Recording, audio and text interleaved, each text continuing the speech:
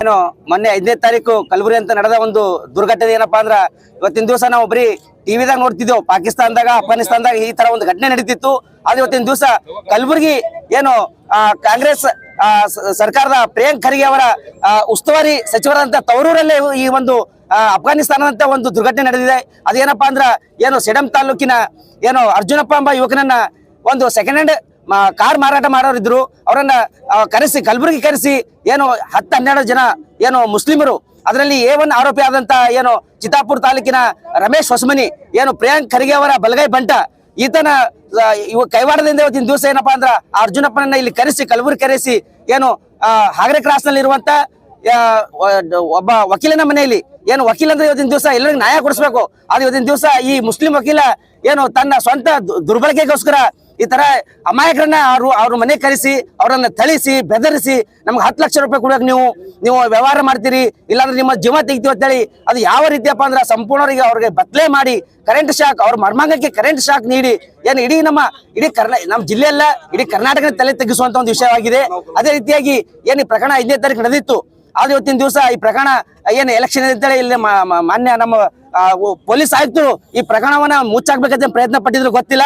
ಆದ್ರೂ ಕೂಡ ಈ ಪ್ರಕರಣ ಹೊರಗೆ ಬಂದ್ ಕೂಡ ಎಲ್ಲಾ ಸಮಾಜದವರು ಇವತ್ತಿನ ದಿವಸ ಎಚ್ಚೆತ್ಕೊಂಡಿವಿ. ಯಾಕಂದ್ರೆ ಈ ತರ ಘಟನೆ ಕಲಬುರಗಿಯಲ್ಲಿ ನಡೆದಿದ್ದು ಮೊದಲನೇ, ಮುಂದೆ ಇಂಥ ಘಟನೆಗಳು ಆಗಬಾರ್ದು. ಅದೇ ರೀತಿಯಾಗಿ ಇವು ಏನ 12 ಜನ ಇದ್ದಾರಲ್ಲ, ಈಗಾಗಲೇ 6 ಜನರನ್ನ ಬಂಧಿಸಿದ್ದಾರೆ. ಇನ್ನು ಉಳಿದ 6 ಆರೋಪಿಗಳನ್ನ ಸಿಕ್ಕಿಲ್ಲ ಅಂತ. ಯಾಕೆ ಸಿಕ್ಕಿಲ್ಲ, ಏನೋ ಅವ್ರು ಏನ ಇನ್ವಿಟೇಷನ್ ಮಾಡ್ತಾರೆ ಗೊತ್ತಿಲ್ಲ. ಅದು ಶೀಘ್ರದಲ್ಲೇ ಅವರನ್ನೆಲ್ಲ ಬಂಧಿಸಿ ಏನು ಎನ್ಕೌಂಟರ್ ಮಾಡ್ಬೇಕಂತ ಇವತ್ತಿನ ದಿವಸ ನಮ್ಮೆಲ್ಲರ ಒಂದು ಸಂಘಟನೆಯವರಾಗಿರ್ಬೋದು, ಸಮಾಜವಾದಿ ಆಗಿರ್ಬೋದು, ಇಡೀ ನಾಗರಿಕರ ಸಮುದಾಯದ ಒಂದು ಒತ್ತಾಯ ಆಗಿದೆ.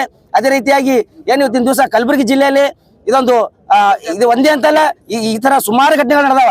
ಇಂಥ ಯುವಕರು ನಮ್ಮಂತ ಹಿಂದೂ ಯುವಕರನ್ನ ಟಾರ್ಗೆಟ್ ಮಾಡಿ ಅಲ್ಲಿ ಕರ್ಕೊಂಡು ಹೋಗೋದು, ಅವ್ರನ್ನ ತಳಸೋದು, ಹಣ ವಸೂಲಿ ಮಾಡೋದು ಇದು ಒಂದೇ ಪ್ರಕರಣ ಅಲ್ಲ. ಇದಕ್ಕಿಂತ ಹಿಂದೆ ಸಾಕಷ್ಟು ಪ್ರಕರಣಗಳು ಆಗ್ಯಾವ. ಅದು ಏನೀಗ ಆರೋಪಿಗಳ ಅವ್ರ ಮೊಬೈಲ್ ಅಲ್ಲಿ ಎಲ್ಲಾ ವಿಡಿಯೋಗಳು ರೆಕಾರ್ಡ್ ಅವ. ತಕ್ಷಣ ಆ ಮೊಬೈಲ್ ಅನ್ನು ಸೀಸ್ ಮಾಡಿ ಒಳಗಿಂತ ಎಲ್ಲಾ ವಿಡಿಯೋಗಳನ್ನ ನೋಡಿ ಯಾರ್ಯಾರು ಈ ಒಂದು ಇಂಥ ದುರ್ಘಟನೆಗೆ ತುತ್ತಾಗ್ಯಾರ ಅವರಿಗೆಲ್ಲ ನ್ಯಾಯ ಒದಗಿಸ್ಕೊಬೇಕಂತ ಇವತ್ತಿನ ದಿವಸ ನಾವು ಕೇಳ್ಕೊತಾ ಇದ್ದೀವಿ.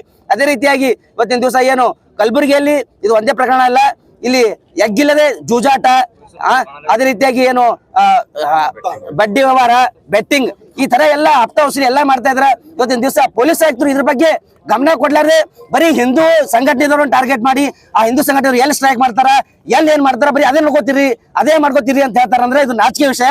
ದಯವಿಟ್ಟು ಪೊಲೀಸ್ ಆಯುಕ್ತರೇ, ದಯವಿಟ್ಟು ಕಲಬುರಗಿ ನಗರದಲ್ಲಿ ಏನು ನಿಮ್ಮ ನಿಮಗೆ ಎಲ್ಲೆಲ್ಲಿ ಏನು ಇದು ನಡೀತಾಗ ನಮ್ಗೆ ಪ್ರೂಫ್ ಕೇಸ್ ಕೊಡ್ತೀವಿ. ನಿಮ್ಗೆ ಯಾವ ಸ್ಟೇಷನ್ದಾಗ ಎಲ್ಲೆಲ್ಲಿ ಜೂಜ ನಡೆಸ್ಕತ್ತಾರ, ಎಲ್ಲೆಲ್ಲಿ ಇಸ್ಪೆಟ್ ಹಾಸ್ಕತ್ತಾರ, ಎಲ್ಲೆಲ್ಲಿ ಏನು ಮಹಿಳೆಯರು ಕರ್ಕೊಂಡು ದಂಡ ಮಾಡ್ಸತ್ತಾರ, ಇದ್ರ ಬಗ್ಗೆ ತಾವು ದಯವಿಟ್ಟು ಗಮನ ಕೊಡ್ರಿ. ಮೊದಲ ಗುಲ್ಬರ್ಗ ಶಾಂತ ರೀತಿಯಿಂದ ಇರುವ ಒಂದು ವ್ಯವಸ್ಥೆ ಮಾಡ್ರಿ. ಇಲ್ಲಿ ಹೋದ್ರೆ ಮುಂದಿನ ದಿನ ತಾವು ಗುಲ್ಬರ್ಗದಿಂದ ಬೇರೆ ಜಿಲ್ಲೆಗೆ ಹೋಗ್ಬೇಕಾಗ್ತದ. ಇದನ್ನ ಇವತ್ತಿನ ದಿವಸ ಮಾಧ್ಯಮ ಮುಖಾಂತರ ಎಚ್ಚರಿಕೆ ಕೊಡ್ತಾ ಇದ್ದೀನಿ.